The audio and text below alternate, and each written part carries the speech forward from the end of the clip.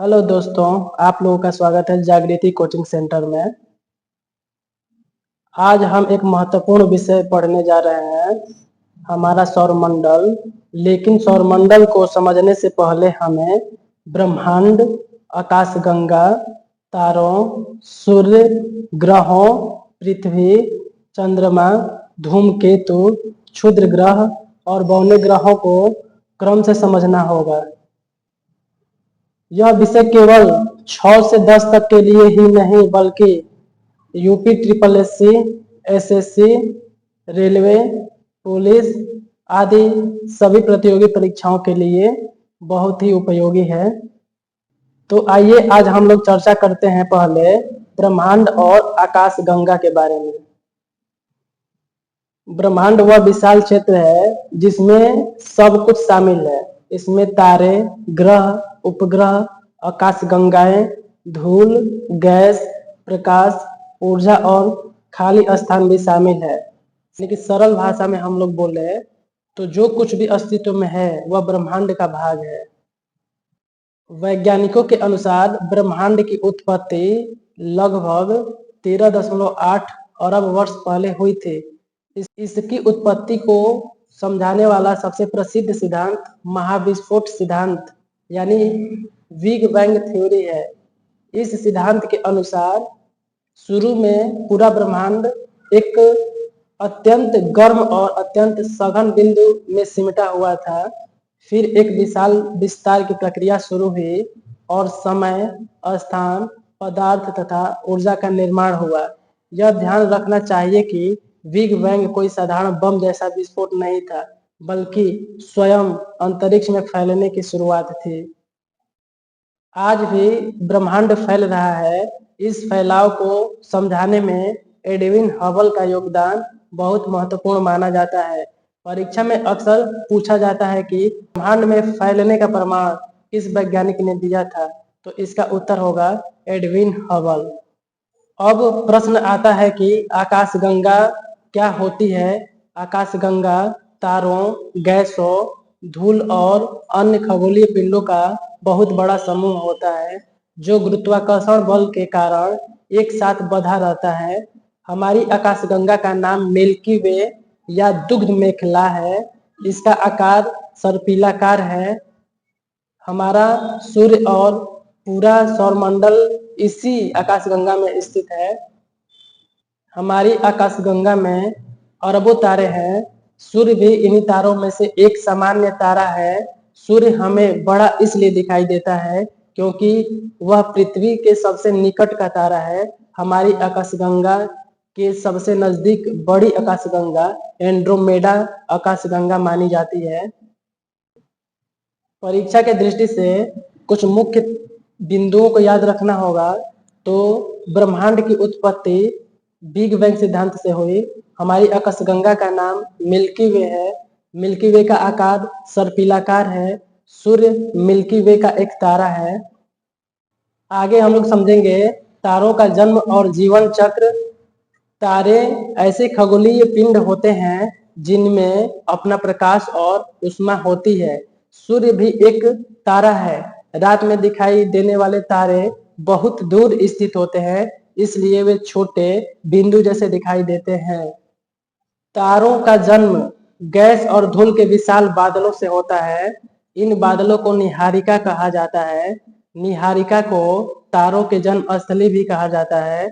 जब निहारिका के अंदर गुरुत्वाकर्षण बल के कारण गैस और धूल के कण एक स्थान पर इकट्ठा होने लगते हैं तो उनका तापमान और दबाव बढ़ता है।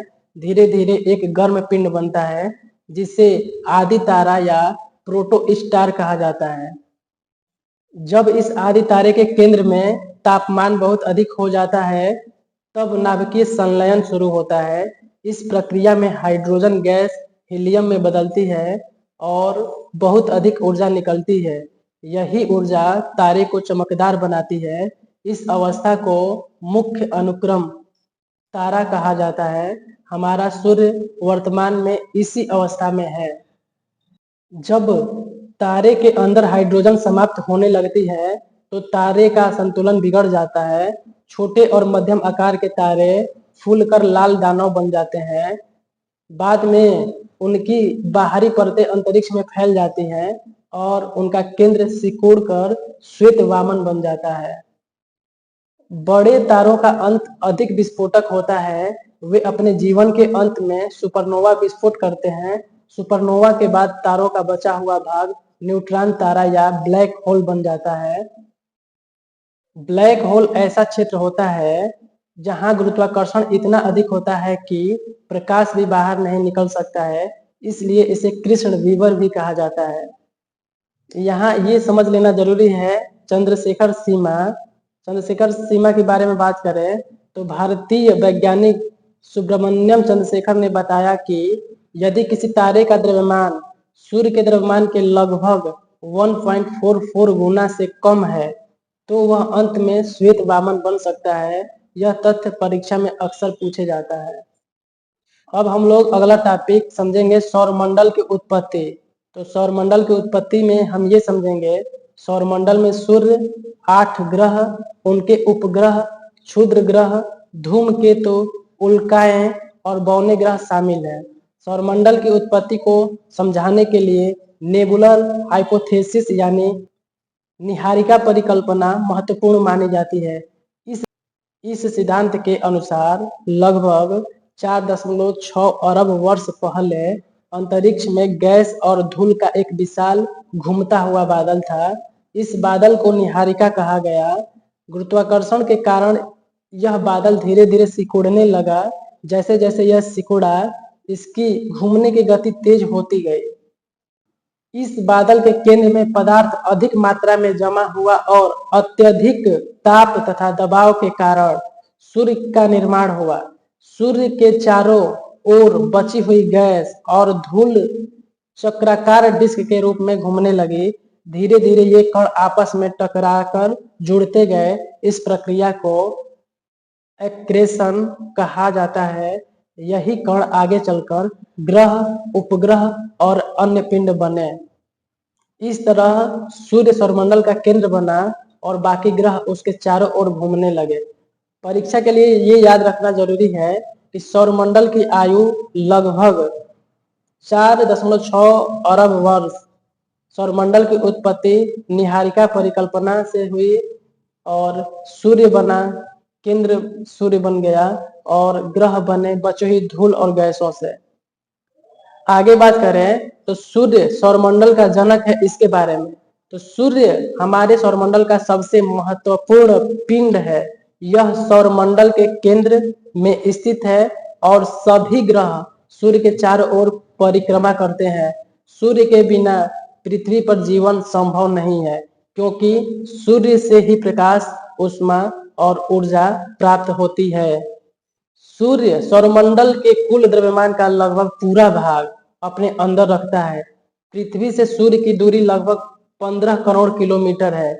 सूर्य का प्रकाश पृथ्वी तक पहुंचने में लगभग 5 मिनट 20 सेकंड का समय लेता है। सूर्य मुख्य रूप से हाइड्रोजन और हीलियम गैसों से बना है। सूर्य के केंद्र में लगातार नाभिकीय संलयन होता है। इस प्रक्रिया में हाइड्रोजन हीलियम में बदलती है और ऊर्जा उत्पन्न होती है। यही सूर्य की ऊर्जा का मुख्य स्रोत है। सूर्य की प्रमुख परतें इस प्रकार हैं। सबसे अंदर कोर, जहां नाभिकीय संलयन होता है। सबसे बाहर विकिरण क्षेत्र, जहां ऊर्जा विकिरण के रूप में आगे बढ़ती है। उसके बाद संवहन क्षेत्र होता है, जहां गर्म पदार्थ ऊपर और ठंडा पदार्थ नीचे जाता है। फिर प्रकाश मंडल होता है, जो सूर्य की दिखाई देने वाली सतह है। इसके ऊपर वर्णमंडल और सबसे बाहर कोरोना होता है। कोरोना सूर्य की बाहरी परत है, जो पूर्ण सूर्य ग्रहण के समय चमकते हुए मुकुट जैसी दिखाई देती है। सूर्य पर कभी कभी सौर ज्वालाएं और कोरोनल मास इजेक्शन होते हैं, जिनका प्रभाव पृथ्वी के संचार तंत्र, उपग्रहों और बिजली प्रणालियों पर पड़ सकता है। भारत का आदित्य एल1 मिशन सूर्य के अध्ययन के लिए बहुत महत्वपूर्ण है। यह भारत का पहला सौर मिशन है। इसका उद्देश्य सूर्य के कोरोना और ज्वालाओं और सौर हवाओं का अध्ययन करना है। परीक्षा के लिए याद रखने वाली कुछ बातें हैं यहाँ पे। सूर्य के ऊर्जा का स्रोत जो है वो नाभिकीय संलयन होता है। सूर्य का प्रकाश पृथ्वी तक पहुंचने में 8 मिनट 20 सेकंड का समय लगता है। सूर्य के दिखाई देने वाली सतह को प्रकाश मंडल कहा जाता है और भारत का सौर मिशन का नाम आदित्य L1 है। आगे बात करेंगे ग्रहों का वर्गीकरण। तो हमारे सौर मंडल में कुल 8 ग्रह हैं। बुध, शुक्र, पृथ्वी, मंगल, बृहस्पति, शनि, अरुण और वरुण। पहले प्लूटो को भी ग्रह माना जाता था, लेकिन 2006 में अंतरराष्ट्रीय खगोलीय संघ ने प्लूटो को बौना ग्रह घोषित कर दिया। ग्रहों को 2 भागों में बांटा जाता है। पहला पार्थिव ग्रह, दूसरा जैवियन ग्रह। पार्थिव ग्रह वे हैं जो चट्टानों और धातुओं से बने होते हैं। इनकी सतह ठोस होती है। ये सूर्य के नजदीक होते हैं और आकार में छोटे होते हैं। इनके ग्रह या इनके उपग्रह कम होते हैं या नहीं होते हैं। बुध, शुक्र, पृथ्वी और मंगल पार्थिव ग्रह हैं। जोवियन ग्रह बड़े आकार के गैसीय ग्रह होते हैं। ये मुख्य रूप से हाइड्रोजन, हीलियम और बर्फीले पदार्थों से बने होते हैं। इनके कई उपग्रह और वलय होते हैं। बृहस्पति, शनि, अरुण और वरुण जोवियन ग्रह में आते हैं। एक महत्वपूर्ण अवधारणा है गोल्डीलॉक्स जोन। यह किसी तारे के चारों ओर वह क्षेत्र है जहां तापमान इतना संतुलित होता है कि पानी तरल रूप में रह सके। पृथ्वी इसी रहने योग्य क्षेत्र में स्थित है, इसलिए यहाँ जीवन संभव है। अब हम लोग आगे जानेंगे जो 8 ग्रह हैं उनका विस्तृत जानकारी। तो सबसे पहले नंबर पे बुध आता है। बुध सूर्य के सबसे निकट स्थित ग्रह है और सौरमंडल का सबसे छोटा ग्रह है। यह सूर्य का एक चक्कर केवल 88 दिनों में पूरा कर लेता है, इसलिए इसकी परिक्रमण गति बहुत तेज होती है। बुध के पास अस्थायी वायुमंडल नहीं है, इसी कारण वहां दिन में तापमान बहुत अधिक और रात में बहुत कम हो जाता है। दिन और रात के तापमान में बहुत बड़ा अंतर बुध पर ही पाया जाता है। बुध पर अनेक गड्ढे दिखाई देते हैं क्योंकि वायुमंडल न होने के कारण उल्का पिंड सीधे इसकी सतह से टकराते रहते हैं। बुध का कोई प्राकृतिक उपग्रह नहीं है। परीक्षा की दृष्टि से कुछ बातें यहाँ पे समझना जरूरी है कि सूर्य के सबसे निकट का तारा या सूर्य के सबसे निकट का ग्रह बुध, सबसे छोटा ग्रह बुध, बुध के कोई भी उपग्रह नहीं है।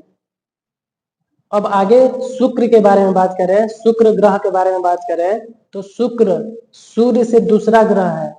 आकार और द्रव्यमान में पृथ्वी से मिलता जुलता होने के कारण इसे पृथ्वी की जुड़वा बहन कहा जाता है। यह आकाश में बहुत चमकीला दिखाई देता है, इसलिए इसे भोर का तारा और सांझ का तारा भी कहा जाता है। शुक्र सौरमंडल का सबसे गर्म ग्रह है। इसका कारण इसका घना वायुमंडल है जिसमें कार्बन डाइऑक्साइड की मात्रा बहुत अधिक है। यह गैस हरित गृह प्रभाव उत्पन्न करती है जिससे गर्मी बाहर नहीं निकल पाती है और ग्रह बहुत गर्म होता रहता है या हो जाता है। शुक्र की एक और विशेषता है कि यह अधिकांश ग्रहों के विपरीत दिशा में घूमता है। इसे रेट्रोग्रेड रोटेशन कहा जाता है, इसलिए शुक्र पर सूर्य पश्चिम में उगता हुआ दिखाई देता है। शुक्र का एक दिन इसके एक वर्ष से भी लंबा होता है। यह तथ्य परीक्षा में बहुत महत्वपूर्ण है। परीक्षा की दृष्टि से शुक्र के बारे में बात करें तो सबसे गर्म ग्रह शुक्र होता है, सबसे चमकीला ग्रह शुक्र होता है, पृथ्वी की जुड़वा बहन शुक्र को कहा जाता है और विपरीत घूर्णन शुक्र करता है। अब पृथ्वी के बारे में बात करें तो पृथ्वी सूर्य से तीसरा ग्रह है और जीवन वाला ज्ञात एकमात्र ग्रह है। पृथ्वी को नीला ग्रह कहा जाता है क्योंकि इसकी सतह का लगभग 71% भाग जल से ढका है। पृथ्वी पूरी तरह गोल नहीं है, यह ध्रुवों पर थोड़ी चपटी और भूमध्य रेखा पर थोड़ी उभरी हुई है। पृथ्वी के इस आकार को जियोइड कहा जाता है।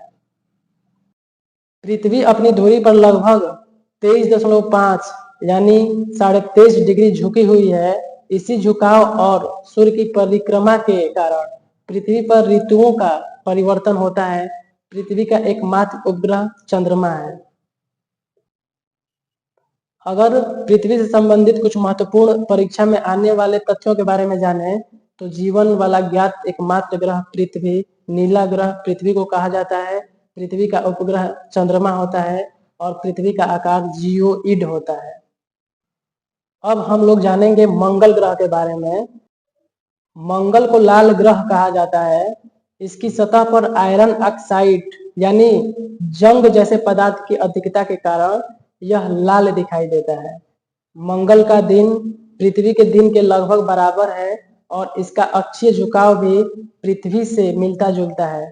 इसलिए मंगल पर भी ऋतुएं परिवर्तन होते रहते हैं।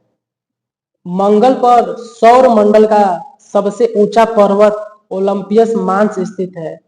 इसके अलावा यहाँ एक विशाल घाटी वैलेस मैरिनेरिस भी है।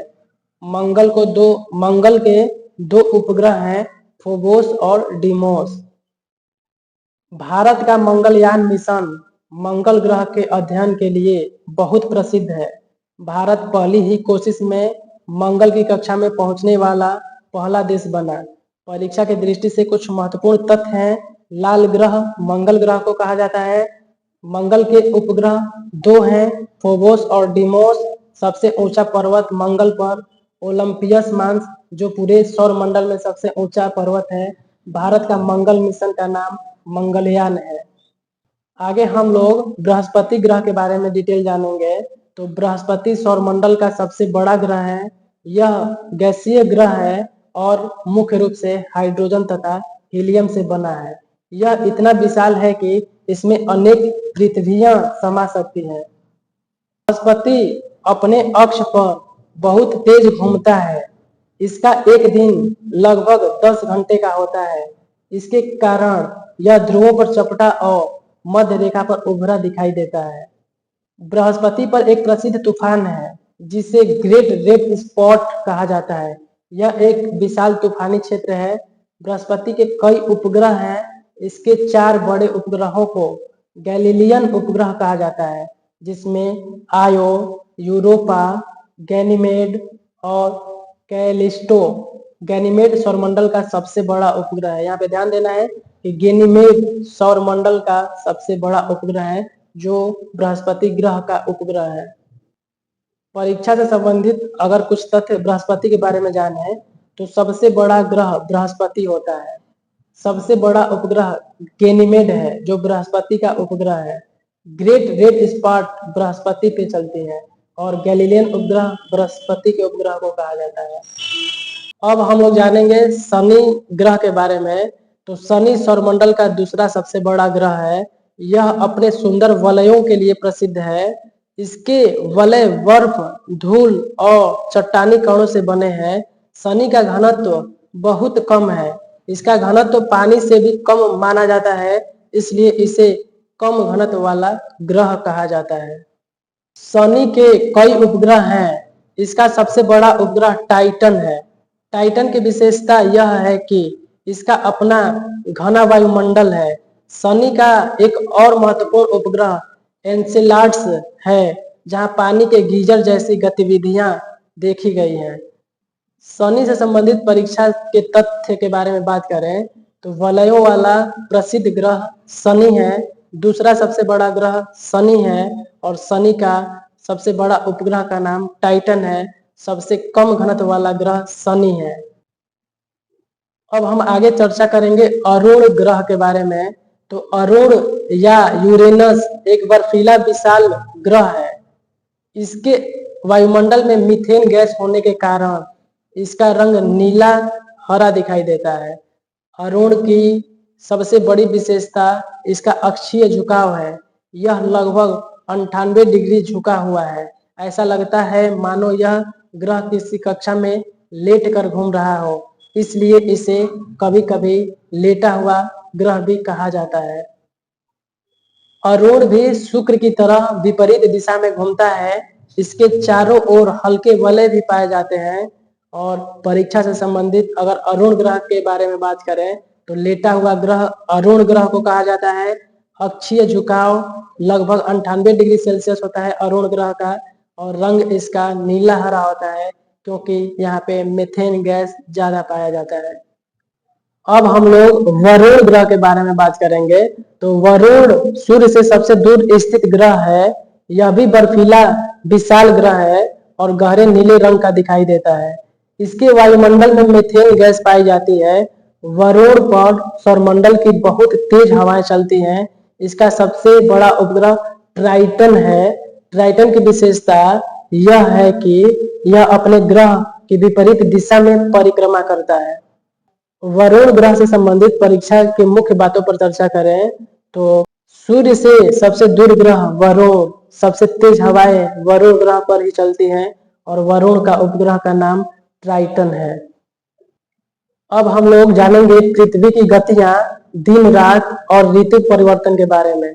तो पृथ्वी दो प्रमुख गतियां करती हैं, पहला घूर्णन गति और दूसरा परिक्रमण गति। पृथ्वी का अपनी धुरी पर घूमना घूर्णन गति कहलाता है और पृथ्वी पश्चिम से पूर्व की ओर घूमती है। इसी कारण हमें सूर्य पूरब से उगता हुआ और पश्चिम में डूबता हुआ दिखाई देता है। पृथ्वी एक घूर्णन लगभग 24 घंटे में पूरा करती है। घूर्णन के कारण दिन और रात होते हैं। पृथ्वी के सूर्य के चारों ओर घूमना परिक्रमण कहलाता है। पृथ्वी सूर्य की एक परिक्रमा लगभग 365 दिन में और 6 घंटे में पूरी करती है। यही अतिरिक्त 6 घंटे 4 वर्षों में मिलकर एक दिन बनते हैं, जिसके कारण हर चौथे वर्ष फरवरी में 29 दिन होते हैं। इसे लीप वर्ष कहते हैं। पृथ्वी का अक्ष 23.5 डिग्री झुका हुआ है। इसी झुकाव और परिक्रमण के कारण ऋतुएं बदलती हैं। यदि पृथ्वी झुकी हुई न होती तो ऋतु परिवर्तन इस रूप से नहीं होता। अब कुछ महत्वपूर्ण तिथियां समझते हैं। जब पृथ्वी सूर्य के सबसे निकट होती है तो इसे उपसौर कहते हैं। यह लगभग 3 जनवरी को होता है। जब पृथ्वी सूर्य से सबसे दूर होती है तो इसे अपसौर कहते हैं। यह लगभग 4 जुलाई को होता है। 21 जून को सूर्य की किरणें कर्क रेखा पर सीधी पड़ती हैं। इस दिन उत्तरी गोलार्ध में सबसे लंबा दिन होता है। इसे ग्रीष्म अयनांत कहते हैं। 22 दिसंबर को सूर्य की किरणें मकर रेखा पर सीधी पड़ती हैं। इस दिन उत्तरी गोलार्ध में सबसे छोटा दिन होता है। इसे शीत अयनांत कहते हैं। इसे शीत अयनांत कहते हैं। 21 मार्च और 23 सितंबर को सूर्य की किरणें भूमध्य रेखा पर सीधी पड़ती है। इन दिनों दिन और रात लगभग बराबर होते हैं। इन्हें विषुव कहा जाता है। परीक्षा की दृष्टि से दिन और रात पृथ्वी के घूर्णन से होता है। ऋतुओं में परिवर्तन अक्षीय झुकाव और परिक्रमण से होता है। ग्रीष्म अयनांत 21 जून को होता है। शीत अयनांत 22 दिसंबर को होता है और विषुव 21 मार्च और 23 सितंबर को होता है। अब आगे समझेंगे चंद्रमा, कलाएं, ग्रहण और ज्वारभाटा। चंद्रमा पृथ्वी का एकमात्र प्राकृतिक उपग्रह है। चंद्रमा अपना प्रकाश स्वयं नहीं बनाता बल्कि सूर्य के प्रकाश को परावर्तित करता है। चंद्रमा की उत्पत्ति के लिए एक महत्वपूर्ण सिद्धांत है गेंट इम्पैक्ट हाइपोथेसिस। इसके अनुसार प्रारंभिक पृथ्वी में मंगल के आकार का एक पिंड टकराया। इस टक्कर से निकले मलबे से चंद्रमा का निर्माण हुआ। चंद्रमा पृथ्वी की परिक्रमा करता है और अपने अक्ष पर भी घूमता है। विशेष बात यह है कि चंद्रमा को पृथ्वी की परिक्रमा करने और अपने अक्ष पर घूमने में लगभग समान समय लगता है। इसलिए पृथ्वी से हमें चंद्रमा का लगभग वही भाग दिखाई देता है। इस घटना को टाइडल लॉकिंग कहते हैं। चंद्रमा की अलग अलग आकृतियों को चंद्र कलाएं कहा जाता है। अमावस्या के दिन चंद्रमा दिखाई नहीं देता क्योंकि उसका प्रकाशिक भाग पृथ्वी की ओर नहीं होता है।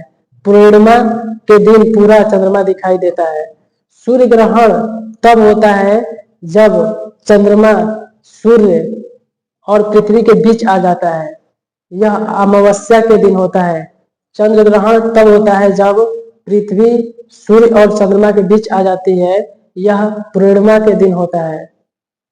ज्वार भाटा समुद्र के जल का ऊपर उठना और नीचे गिरना।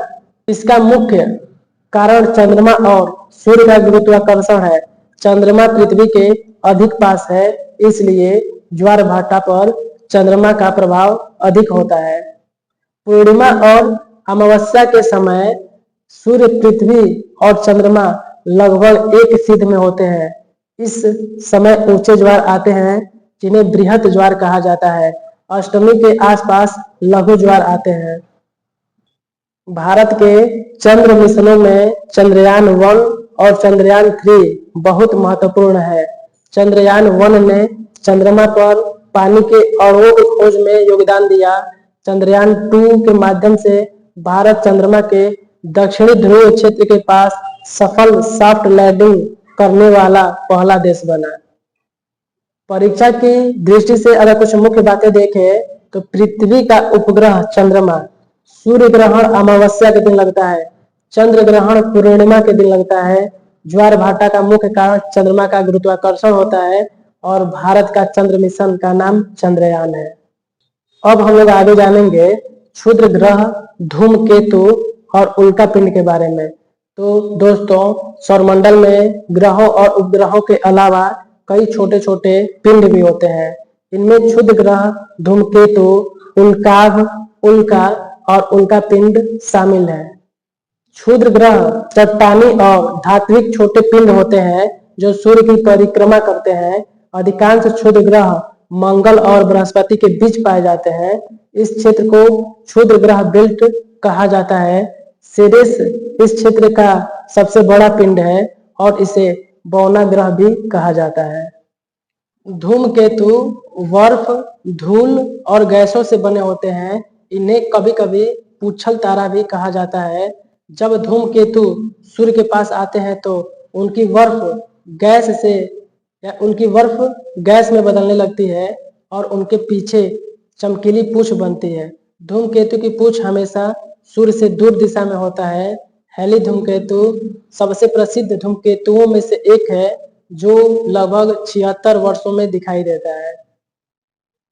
अब हम उल्काभ, उल्का और उल्का पिंड में अंतर समझेंगे। अंतरिक्ष में घूम रहे छोटे पथरीले टुकड़े को उल्काभ कहा जाता है। जब यह पृथ्वी के वायुमंडल में प्रवेश करता है तो घर्षण के कारण जलकर चमकता है, तो उसे उल्का कहा जाता है। आम भाषा में इसे टूटता तारा भी कहते हैं। यदि कोई भाग पूरी तरह जलने से बच जाए और पृथ्वी की सतह तक पहुंच जाए तो इसे उल्का पिंड कहा जाता है। महाराष्ट्र की लोनार झील को उल्का पिंड टक्कर से बनी बड़ी झील माना जाता है। यह प्रतियोगी परीक्षाओं के लिए महत्वपूर्ण है।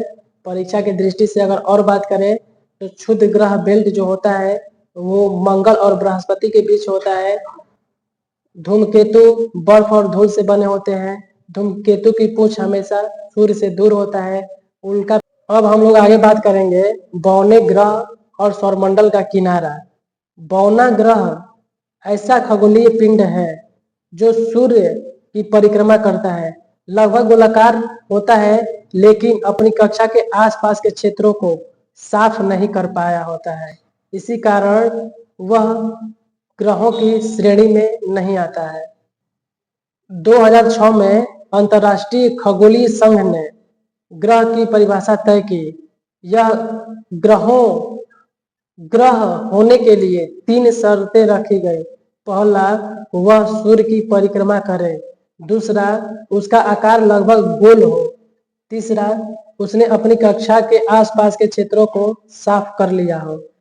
प्लूटो पहली दोनों शर्तें पूरी करता है लेकिन तीसरी शर्त पूरी नहीं करता, इसलिए प्लूटो को ग्रह से हटाकर बौना ग्रह घोषित किया गया।